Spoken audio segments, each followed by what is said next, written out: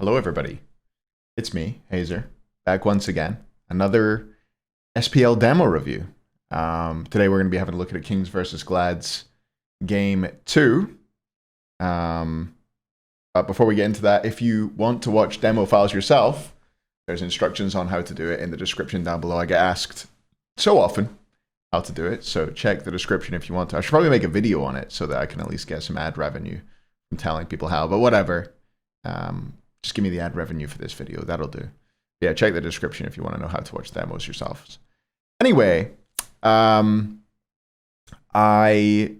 this game live, I remember thinking that the Kings had done some very un-Kings-like play and thrown, and I thought that it was disrespectful of the way they lost this game through not respecting the Glads and not taking them seriously. But on watching it back, I think it was even worse than I thought. I think some of the plays, I missed a couple of the more bad ones. And yeah, let's get into the video. Let's start off with the first FG siege that the Kings did. We can have a quick look at the game state before we get into it. You can see that there's a split push going on. The Kings just pushed down the mid tier 2. Scary and Inbound are pushing the solo side of the map. So they're getting in there, trying to get some gold in hand before this fight to defend their Phoenixes and maybe force somebody back. So the Kings do the right thing and pushing the tier 2s in both mid and Joe.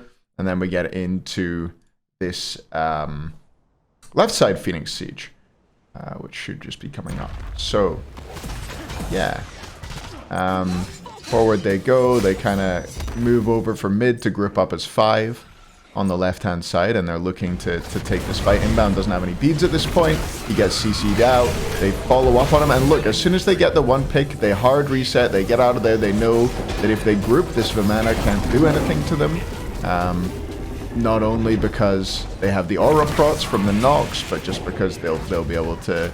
His teammates won't be able to follow up, and they'll be able to just kill him if you're 5. So they play that really well. Twig's pathing here. I have no idea where the fuck he thinks he's going. Loses both relics.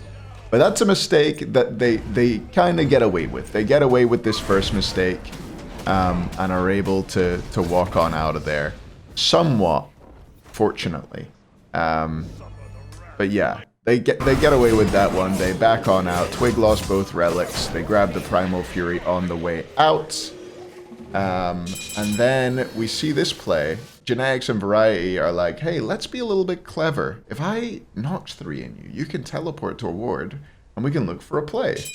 So they decide to go 2-man into the enemy's speed buff on the Joe side. They look for this pick on Snoopy. Snoopy finds them, will heard the TP because it's a very loud noise. Gets out. They rush him down. He has no beads, but he has Aegis. Uses the Aegis. Okay. Inbound tries to body block the Shadow Lock from Genetics. Eventually it does connect and they kill Snoopy. And now Variety and Genetics are over here on their own. Chernobog comes back up, so Stu comes over. Genetics gets run down by Scary D and his large baby Stompa Fatalis. Hasten Katana, sorry, it's called now. It's not called Fatalis, is it? But anyway, yeah, that was a bit of a misplay. Pretty bad, some might say. And now we get into... They kind of recovered from that. They picked up the FG. And we come back over to this right-hand side, almost 24 minutes into the game, and they're looking to siege the solo side Phoenix with the mid and duo one still being down. So the mid and duo Phoenix is still down. They're going for the solo side Phoenix. Game state-wise, you can see how far up the lanes the minions are. Oh, this is just a funny Spectre bug I wanted to show. Scary D is a big baby, despite not being in big baby form. Anyway, looking at the minions, you can see that the duo wave's about halfway up the lane, mid wave coming into the mid Phoenix, but the mid Phoenix isn't respawning yet, so there's not a lot of threat here quite yet. Variety starts walking away around the side, looking for a flank with this wave, and then Genetics just frenzies, dashes in, horrifics, uses his whole kit pretty much. Get in there. Variety follows up, gets in there, but then Scary D is left totally unchecked. He runs into the back line, has his Thorns now. Thorns and runs at Hardcore, Big Man, and Twig. They don't feel comfortable turning and killing him. Meanwhile, the frontliner dying. Twig and Genetics already fell. Hardcore does get traded, thankfully. So Scary and Stu died on that dive, but Variety ends up dying as well. And look at what's happening on the left-hand side of the map here. Left Phoenix comes up, wave is cleared out by Snoopy, he rotates back into mid, clears out the mid Phoenix as well. Awfully timed push by the Kings. They timed that really, really, really poorly. They just went way too early on that right Phoenix. But anyway, they pick up the FG again on the right-hand side. And all Phoenix is back up. That was opted to be given up by the Glads. The Glads gave up the FG. And now we see them group up and push down the solo side. The only non-weakened Phoenix. I feel like this is another call that I wouldn't personally make. They're just rushing. They have FG for you know, is it 3 minutes now? I forget. Is it 3 minutes you get FG for? Something like that. Analyst, by the way. Don't know anything about the game. Anyway, they have FG for the full duration still. They group up on the solo side and they wanna push this Phoenix, the only one that's not weakened. They have no threat coming down the rest of the map. But anyway, they go back to kind of what they did on the first Phoenix. They CC inbound. This time he does have beads, so he survives. But they look for the appropriate play, I guess, initially. And then they step up again. They're looking for the same kind of stuff. They want to CC and pick up this Phoenix.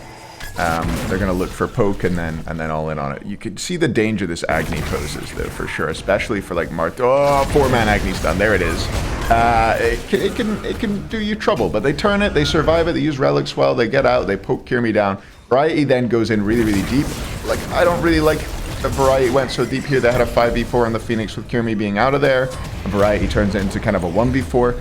But they get the solo side Phoenix and they get out. So that's something, right? They got what they came for, the solo side Phoenix. But because they went for the solo side Phoenix and EFG's spawning soon, it's not actually very good. Because you can easily clear out these minions and contest EFG if you're the Glads. So I think that's what pressures the Kings here into looking for an extra play. Inbound is dropping wards around. He drops a ward in the grass. He actually plays this really fucking well, by the way. This is really nice by him, dropping the walls to protect himself. And meanwhile, you see Agni and Vamana were clearing waves in mid, and they come in, waves in mid, sorry. And they come in from behind, look for the flank. Snoopy does really well to just about survive there. Not sure he needed to beads, but he gets away with it. Scary D, meanwhile, runs down Big Man things. Twig's pathing into mid. No idea why he pathed into mid there. Sorry, our Spectre, who's me, missed a little bit there while recording this. But, yeah, Twig pathed awfully into mid, horribly. Genetics is just trying to buy time. They look for this 4v5 pick in the jungle, and they get hard punished for it, and they lose the game. But it wasn't just one mistake they made. They made so many mistakes in the late game there, and all of it was born out of trying to be, almost ironically, they're in a rush to end the game, so they make mistakes, and then they fail to end the game, basically. They were in a rush, they weren't paying attention, and they get hard punished, and then the Kings go on to lose Game 3 to the Glads. Game 3 for the Glads, much less of a capitalization. Like, I think the Glads did really well to punish the Kings' mistakes here. But let's be honest, the Kings lost this game. The Glads did not win it. But Game 3 was a much better example of like what the Glads are actually capable of. They played really well in Game 3. Snoopy and Inbound, again, having great performances. But that was also, yeah, Snoopy and Inbound have been getting a lot of shit. They do get a lot of shit. When you're doing bad, yeah, you kind of deserve it. Wow, flashbang.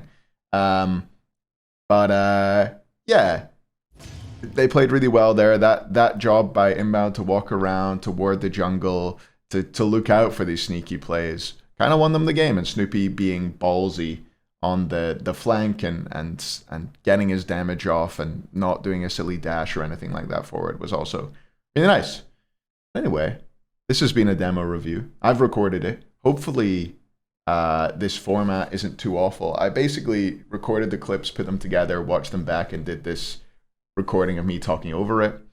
So hopefully you like it. Let me know in the comments what you think of the format, if I was more coherent, if I was less coherent, if my coherence stayed roughly the same, who knows? I'm not having to focus on Spectre.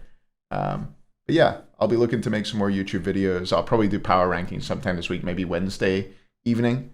I'll tweet about it though. Follow me on Twitter. Follow me.